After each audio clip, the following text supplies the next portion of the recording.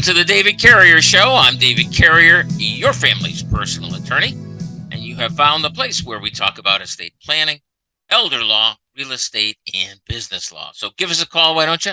616-774-2424. That's 616-774-2424. We'll get your question, comment, or concern on the air. Well, today's a very special day because come this Friday, this is not going to be good for the podcast, but anyway, come this Friday is the sixth annual Classic Car Cruise-In. That means, we hand out stickers or magnets, I guess, and there's some quote-unquote judging going on, but it's going to go to the 58 Bel Air, the same guy who wins it every year, so, just forget about getting any prizes. He's going to get it. Just telling you, that's the way it seems to go. But seriously, he's got a winning streak going. I think he's won every year. It's not a 55, 56, or 57 Chevy. Oh no, this is a 58 Bel Air, and you can just imagine the shape it's in. But right now we got 400 or 500 folks promising to show up, so we brought in a couple more food trucks to keep everybody happy, and bought more ice cream and everything else. So really looking forward to that. If you have the opportunity, and it's not gloomy outside. It's 4 p.m. to 7 p.m. Last year we had, 50, 60 cars, 60, 70, something like that. We're expecting more this year. Really looking forward to it. If you have a classic, bring it. Like I say, we're like that. You ever hear that Jim? And I was critical of it at the time. That Jim who that took out the mirrors. You know what I mean? So you can't be judgmental. Right. Well, we're like when it comes to car shows, we're kind of like a gym with no mirrors. We're not judgmental about what you drive in, drag in, tow in, whatever.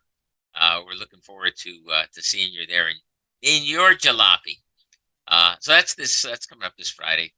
It's one of those. It's really kind of now I'm going to try to relate it to something else. It's one of those things where one of those events where you see all kinds of folks at different levels of appreciation. You got the real gearheads out there, who fix up their own vehicles. You got people who are, I met people. Did you know that there was a Rolls Royce club in this area? I didn't know that. There is. It's a Rolls Royce club. So we got people from the Rolls Royce club. We got, people bringing in their Model A's. You get everybody. Funeral home brought in hearses one year. We're hoping to see those again. They had a Packard and a Cadillac, of course, but old stuff. Anyway, looking forward to that. And you get a lot of different people, different commitment to the automobiles. But you also see a lot of folks from different walks of life. We have a very, very wide-ranging practice, from folks who are, who own the tool and die shop to the folks who work on the floor, put it that way. So, and it really is kind of fun to see the way plans have worked out for older folks versus the way they're there with their grandkids, and kind of doing that sort of planning. So it's really a wide range of people, wide range of vehicles. It'll be a lot of fun. It's free. But call us. You got to call us ahead. We'll make sure we've got enough hot dogs, hamburgers, street tacos, or whatever the heck it is we're doing this year is on the menu. And the office number is 616-361-8400. Now, if you call that number now, 616-361-8400, you will not get on the show because that goes to the office. But if you call that number, then let us know that you want to come to the cruise-in. We'd really enjoy seeing you there. We got all kinds of stuff going on. I can't reveal everything that's happening, because it would be something. I don't know. Maybe the FBI would raid me for revealing confidential, top secret, super duper secret stuff. Who knows? Anyway, right now, 774-2424 is the number to call. If you'd like to get your question, comment, or concern on the air. one of the things that is coming up here, and it's a for most folks, it's not going to be a thing. It's not going to be a thing, but for a lot of folks, it will be, and it's something that I think everyone's got to be aware of. Just give you an indication of how things are going forward. Okay, and what I'm talking about is um, COVID seems to be over, right? Do you know anybody who's like still in a panic state about COVID? Um, I do, a couple, but not most people, right? Not most people. We're pretty much okay. We got that. We figured it out. We're done. And take your vaccine, I guess, and stay at home and eat some chicken soup if you get it, and you'll be better shortly, unless you're in your late 70s and have major responsibilities, in which case it'll keep coming back for the rest of your life, I guess. I don't know. I'm not a doctor. Anyway, so people not so worried about the COVID anymore, which is a good thing. But there are, and we're living through them, economic hangovers. We're in the COVID hangover stage right now, okay, where the decisions that were made on the fly at the time, right? See, here's the thing, and maybe we need to cover this more in the next. Well, of course, I'll cover it more in the next segment. That's what I got the next segment for. But the thing with COVID, I think, is we did things in the moment which seemed like the right thing to do. And we found out that a lot of these were not the right thing to do. I mean, the two people who many of us, I certainly did, listen to, Dr. Birx and Dr. Fauci, it seems like they've recanted most of what they said. Maybe it's not most. Maybe it's just the most salient things, the most obvious things, like with masking and with social distancing and with a number of the other things, the vaccines. Oh, if you have the vaccine, you can't infect anybody. You can't get infected. Well, obviously that's not true. And then they came, oh, you got to wear a mask, a paper mask or a bandana around you. And then they come out, that doesn't work. And it's like, wait a second, you guys told me this stuff worked, and now it doesn't work, and you're now admitting it doesn't work. But we've still got this. See, this is the hangover part of it. We're still not back to where we started, right? We're not back to square one, and government, right? Once it's like a super tanker, right? Once you get it moving in a certain direction, it tends to keep on moving in that direction, and it's unwieldy. I don't know if you've ever have you ever loaded livestock on a trailer? I used to raise cattle and hogs and stuff. One of my prior lives, and it's hard to get them on the truck. It's hard to get them in the trailer. You have a cattle prod, whatever. You can't use that thing very much. It's not nice for them, and it doesn't work anyway. But the thing is, you flick it a little bit, just a little bit. You don't. I saw him at the place where they unload them, and those guys are horrible with them. They just bore into the poor creatures, but it doesn't work very well. But if you flick it a little bit, you know what I mean. You get the thing to move in the right direction. That's my point. The light hand works much better than the iron fist, and sometimes you get it a little too much, or so especially when they were offloading, they did, and all of a sudden this steer or the hog, which has just been kind of hanging out there, and they hit it with that, and the dang thing jumps like crazy, right? And don't recommend it. Didn't do it myself. The light touch is what works, my opinion.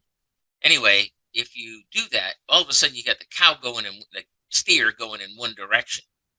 We didn't have any cows; they were all steers. Anyway, or the hog or whatever else. We lost one of them for almost 6 or 8 months because it jumped the fence.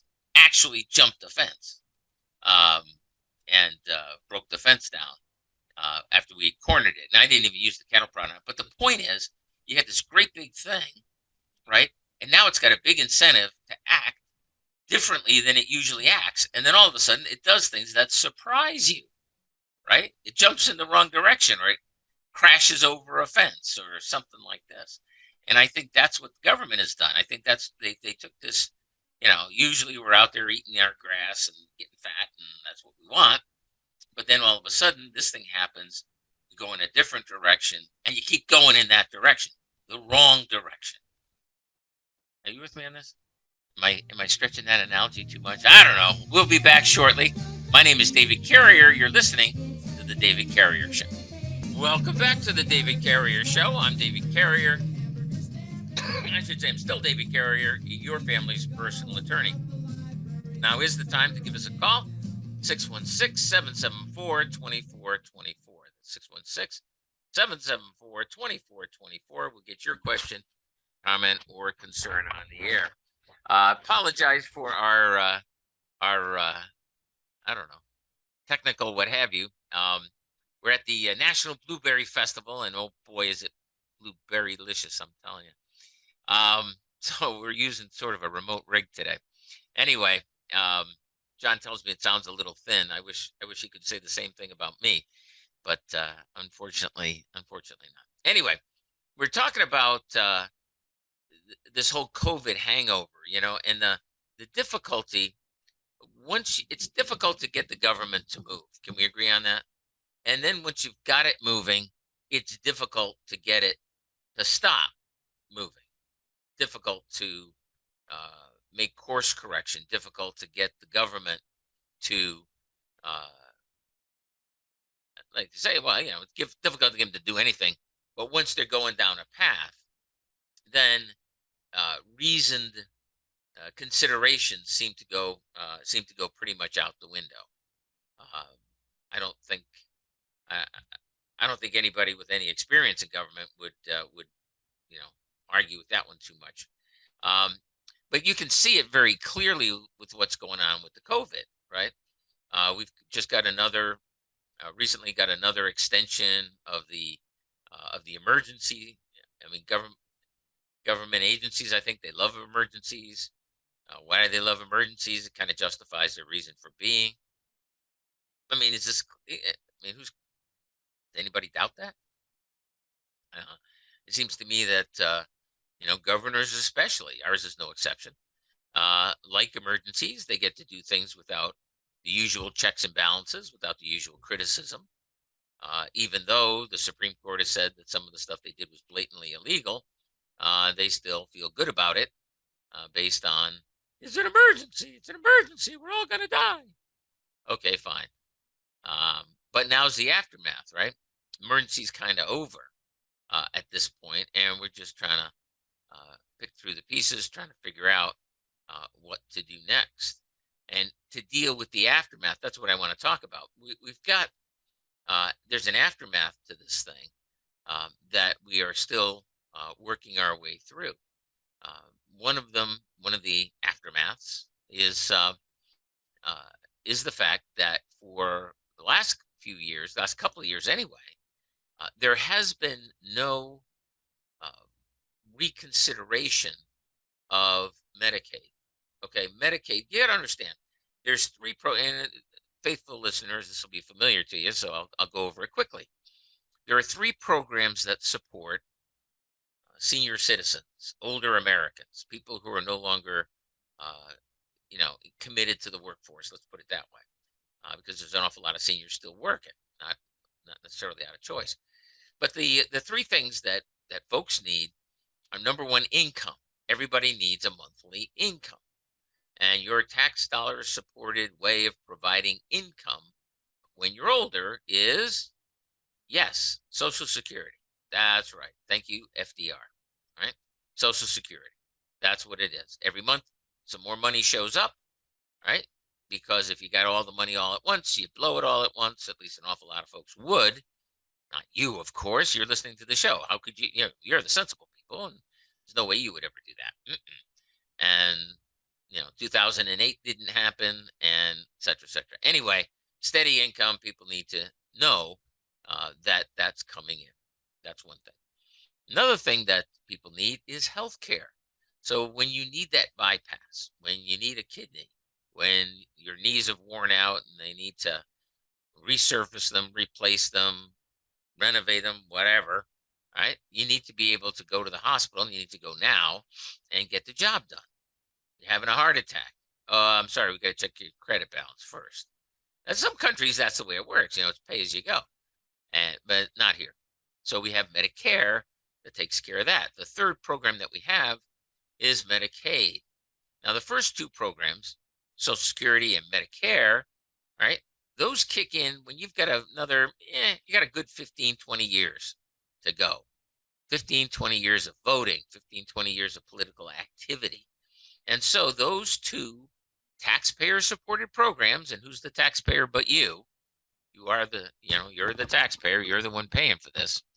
So those programs supported by you, and you're going to make sure that those programs actually serve your needs without impoverishing you. That's the deal. Okay.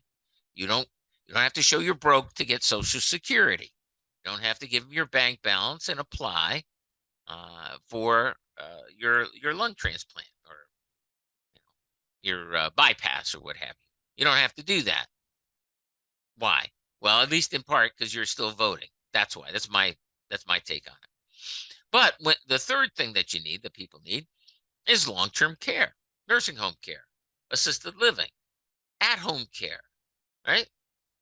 And this, you go along. See, here's the thing: people go along till about they're 80.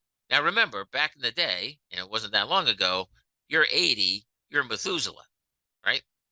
If you made it to 100, your name was on national TV. Well, there's so many 100-year-old folks nowadays that they wouldn't even get to advertise the jam or the jelly or whatever the hell it was they were advertising with the old age, right? Because there's so many 100-year-old people, which means that there's lots of old Smuckers. Oh, Smuckers. There you go. So that was the voice from above. Anyway, yeah. So there's so many, which means there's a lot of 80-year-old people. There's lots of folks, right? But it's around 80, 85, according to the government statistics, where age starts to really bite. So you can get to 75, you're doing fine. We have a client, just met him, saw him again. He was stopping by the office on Friday, I guess Thursday, Friday. He's I hope he doesn't mind my saying it, but he's like 92, 93 years old, and he's a world-class snowmobiler. And he just got back from a trip across the Yukon or something like this. He's snowmobiled in every country that has enough snow, to put a sled down on. He's that kind of guy. And he's 92, I think, 92, 93. And he's still out there. He's a madman. But there's a lot, but he's not the only one. And maybe the only one to that degree of snowmobiling. Yeah, okay, I believe that. But, there's an awful lot of folks. Anyway, my point is that when you start needing the long-term care, Medicaid, another taxpayer-supported program, is what kicks in. The difference is Medicaid makes you broke. Medicaid says you can't have any money. If you need the long-term care, we're taking all your money. You can have $2,000. You can have a house that we won't let you maintain or pay the taxes on or pay the insurance on because there's no money to do that, okay? You can have it, but you can't do anything with it. You can't even paint it, according to one county's Department of Health and Human Services. We have that one up on appeal, incidentally. And you can have an automobile, but you can't put license tags on it. That's another appeal. But anyway, that's what you can have. Everything else is gone. So, why? Why is it that way? What is so different about long-term care versus acute care? When we get back, we'll hit that one. You've been listening to the David Carrier Show. I'm David Carrier, your family's personal attorney. Welcome back to the David Carrier Show. I'm David Carrier, your family's personal attorney, and you have found the place where the bumper music is almost always better than the show itself. I know it's hard to admit, but easy to observe. You got to admit it is easy to observe the truth of that statement. Anyhow, give us a call. Why don't you you can stop this real easy. It's easy to do. Just give us a call. 616-774-2424. That's area code 616-774-2424. We'll get your question comment or a concern on the air. I'm talking about the COVID hangover. What is the COVID hangover? Well, part of it is economic, right? All those things that we did when our hair was on fire to uh, keep things going, all the PPP money there was, all this stuff that was done. And it's not over yet. I mean, we're still going through that, right? The Build Back Better, which is you have no idea. You have no idea what that thing has got going in it. No clue. I mean, it's bad enough that it's $700 billion or $400 billion or however many hundreds of billions of dollars, because we didn't borrow enough with the trillions. Now we're just back to mere hundred billions. And I guess it doesn't matter, I guess. But that's not the worst of it. You see, well, we'll talk about that too when we get there. But it's just uh, it, it it's if you wanted to if you wanted to if you wanted to do the worst you could do, that bill is part of what they would do, right? That would be part of it. Okay, it's every grab bag, tricksy thing that you could never ever pass. You could never. These things would not see the light of day. Now, California might do it. California has done a bunch of this stuff, and look at California. You know, every advantage in the universe, and people are net leaving California. All right, except for the people who get there illegally, I guess. Anyway, forget about that. I mean, that's part of the hangover. But that's not what I was talking about. We've got this whole economic thing and all that. Okay, we got that going on. But what I was talking about was these three government programs that support older folks. We got Social Security. You paid for it, you get it back. Your tax dollars at work. Okay. And everybody knows that they didn't keep any of that money. The money that you paid in, remember that money you paid in? They didn't keep that money. It isn't somewhere in Fort Knox. No, it's current taxpayer dollars that support the Social Security, because they already spent the money you paid in on other stuff like this BBB thing. That's another one where they're doing the same shell game. Anyway, then we got Medicare. Again, your tax dollars at work. Yes, you pay premiums. Yes, it comes out of your Social Security. Oh, there's another shell game for you, huh? Oh, here's your Social Security money back. Oh, but we're taking the Medicare. Oh, but what? But what? Anyway, it's insurance, right? But you didn't have the money in the first. Okay, those two things. But then you got the long-term care. And the long-term care is where they, as they say, as I have said before, and will say again, till they take me off the air, this is where they strip you naked and kick you in the butt. I usually say kick you in the ass, but I was being nice today. Anyway, out the door, because they're not worried about you voting anymore. They're not worried about you being politically astute, right? Even though 70%, the 70% of people get bypasses? I don't think so. The 70% of people have major surgery, the 70% take full advantage of Medicare. I don't think so. And yet, 70% of folks on the government's own numbers need, on average, 3 years of long-term care. 3 years of skilled care is what they say. It's on the government website. You know, I've published this a million times. I'll do it again if you want me to. But these numbers are not made up numbers. Well, it's government numbers, so I guess it's sort of made up. But anyway, my point is, even they admit it. And 20% of folks will need long-term care for 5 years or more. This is how America goes broke. Medicaid is the way to pay for that, right?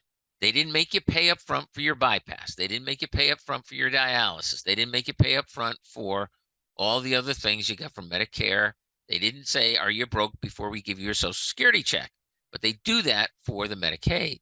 And I believe that a big part of it has to do with the political power of folks when they get to that age. Because, listen, the biggest problem, the biggest commonality, right? When you have to tell folks, look, you got to do the Medicaid here because you don't have $16,000, $15,000, $10,000, $6,000 a month to pay for long-term care. You don't have it.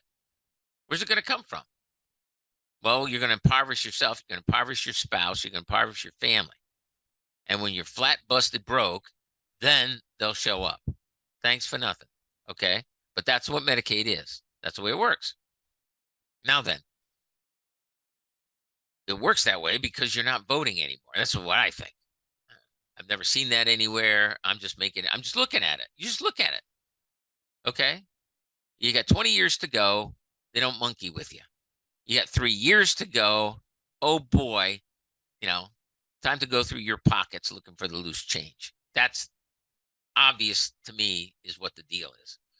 And like I say, I don't have any, they're talking about this top secret clear. I had that top secret. I had TSSI. I had the top secret sensitive compartmented information. I had that clearance back in the day, and I can't tell you about it. Of course, I never did use it, but but once. But anyway, long story short, all right, this is not super secret information. All you have to do is look and see how it works. Maybe you draw different conclusions.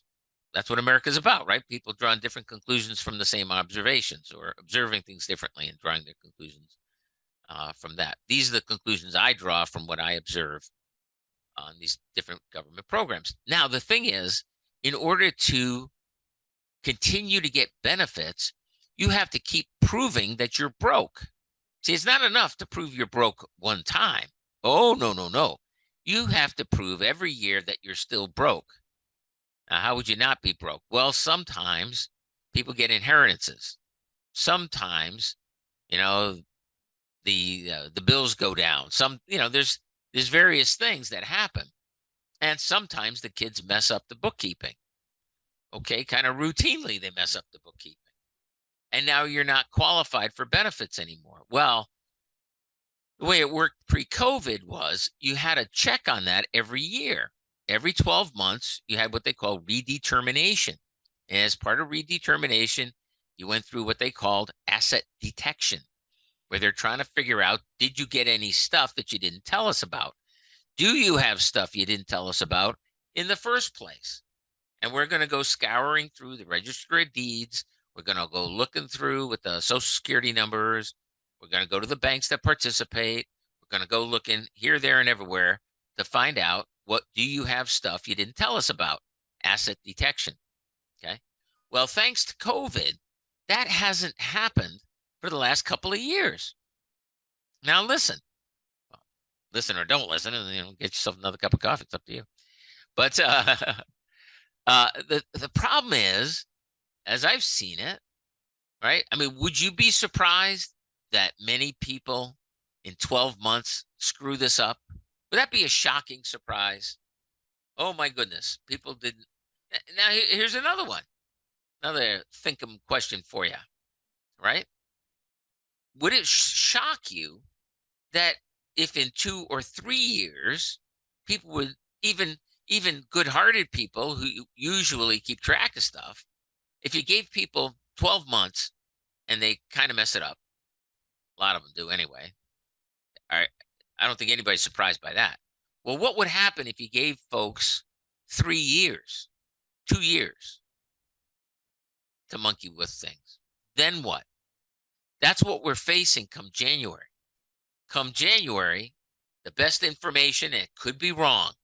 I don't testify to any of this stuff because it's just, we don't know. It hasn't been officialized yet. But come January, most people believe, many people believe, some people believe, the tea leaves tell me, a little bird told me, that we're going to start back with this asset detection and with the redetermination stuff. Okay, you think what's going on is a mess?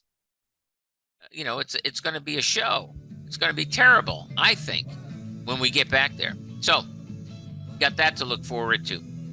Give us a call, 616-774-2424. That's 616-774-2424. If you have a question about that or anything else.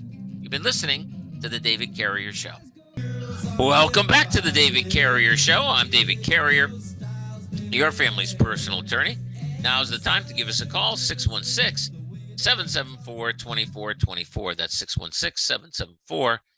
616-774-2424. What I'm trying to say is that part of the COVID hangover, in addition to crazy legislation that would never get through in any other environment, in addition to hugely inflationary spending, in addition to all of this, is the immediate practical effect that it's going to have on regular folks. So a lot of folks run out of money and wind up going into when they wind up going into long-term care, they run out of money. Now, it doesn't have to be that way. For what is it, 15, 20 years I've been on the radio and 32 years been practicing. And the whole point, if I haven't been clear about it, I mean, the whole point of what we do is to make sure that you don't go broke. It's our way. What we do is we figure out the way through the requirements, through the law, right? And get you the benefits you paid for. You've already paid for the benefits. Now you want to go broke. I can't. Well, I can certainly help you with that if you want me to. But my experience is that most people don't want to go broke.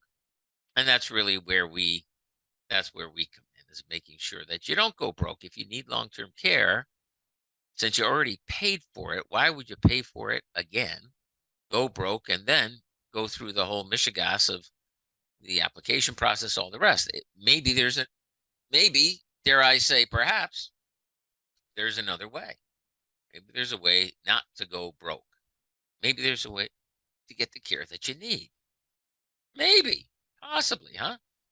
Maybe you think it's noble that half of the time caregiver spouse dies first, 40, 50% of the time. Caregiver dies first. Maybe you think that's great.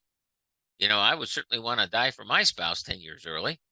I would certainly want them to kill themselves taking care of me. I think that's fair. I think that's the way it ought to be. Isn't that beautiful? Kind of like Romeo and Juliet, add 70 years to it. Is that really? Well, okay. I can't argue with that one. That's what you think. But for most folks, it's a matter of, how do I preserve what I've got so I can preserve my choices? That's what money is. Money is choices. You saved. You made choices to get it. You made choices to save it. You made choices not to spend it. Many other people made different choices than you do. Very obvious. Isn't that obvious? I think it's obvious. Right? They made different choices. You made some choices. They made other choices. That's why you are where you are. They are where they are. 99 times out of 100. It's not a cruel world with, unreasoning fate. No, it's one foot in front of the other, doing what you know you need to do, getting where you should be. That's what I think. Which is not to deny that role of chance and bad luck, and yeah, it happens. I know. When you got some people out there who think it's all that way. Well, it isn't. I'll talk about that next segment. How about that? But my concern right now is with the folks who qualified for the Medicaid. And there are thousands, tens of thousands of them, in long-term care. Almost everybody in a skilled nursing facility is on Medicaid or will be shortly. Everybody. What is it? 80%, something like that at any given time. It might go down to 60% at some places. I'm aware of one place they claim it's around 50%. It's only half are on Medicaid. Well, nobody says less than that, okay? And most everybody agrees, yeah, it's around 80% or so. And I wouldn't be surprised if the numbers haven't changed with the COVID, that they're higher than that, but who knows? Anyway, 80% of folks are on the Medicaid in long-term care, and for the last 2 years, 3 years, going on 3 years, no one's been checking the math. No one's been looking at this. What do you think is going to happen when the state gets serious about it? When the state says, and I believe it's coming in January. I could be wrong, but I do believe January is when this is going to start happening. When they start checking the math, and they start saying, hey, not only should we have kicked you off Medicaid 2 years ago, you now owe us the money because you never qualified. What if they do that? Will they do that? I don't know. I don't know. We're in uncharted territory. Generally speaking, my experience has been that when you have folks who, when they come in for the annual redetermination, they've been pretty good about it, right? They'll let you fix it. Some counties don't. Some counties go back and they try to bill you for it, but you don't have any money anyway because you already spent it. Um, we've had that happen. But by and large, they've been, pretty good about it. Well, by and large, the National Archives let you, by and large, the archives let you run the State Department off a homebrew server, and they don't even inspect it. By and large. But sometimes they don't do by and large. Sometimes they come in with the SWAT team and go through your wife's underwear. I mean, sometimes they do that. Well, who knows?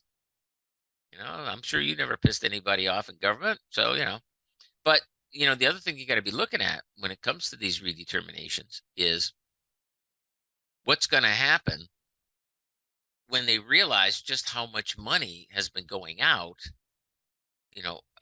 over and above what was quote unquote supposed to go out. What are they going to do with that? What's the government's reaction to, oh my goodness, we've been spending tons of money that thanks to the federal government printing more money, we've been able to cover. But there's no way in normal times that we can do this. And we've got scads of people, lots and lots of people who, now that we're doing the redeterminations again, now don't qualify. Are they just going to boot you off? Could be. Are they going to try to collect the back money? Could be. Are the nursing homes all going to go broke again? Possibly. Who knows? You see, this is what I'm saying. It's uncharted territory that we're entering. Who foresaw double-digit inflation again? Nobody. I mean, the Janet Yellen, head of the Treasury, used to be head of the Fed, right? Very accomplished person, very intelligent person, very smart person. Did she just not know when she said that inflation was transitory, a few months ago? Was she lying, or was she, just a victim of the fact that you can't tell what the future holds? Now, she would seem to have a background in basic economics. She was head of the Federal Reserve, for crying out loud, chair of the Federal Reserve Board. Come on. And now she's Secretary of the Treasury. You would think she would know, if anybody knows. And so what are you going to do about that? Well, the answer is the best you can. And we're prepping for that right now, doing our best. You've been listening to the David Carrier Show. I'm David Carrier, your family's personal attorney. There's a storm coming. You better be ready for it.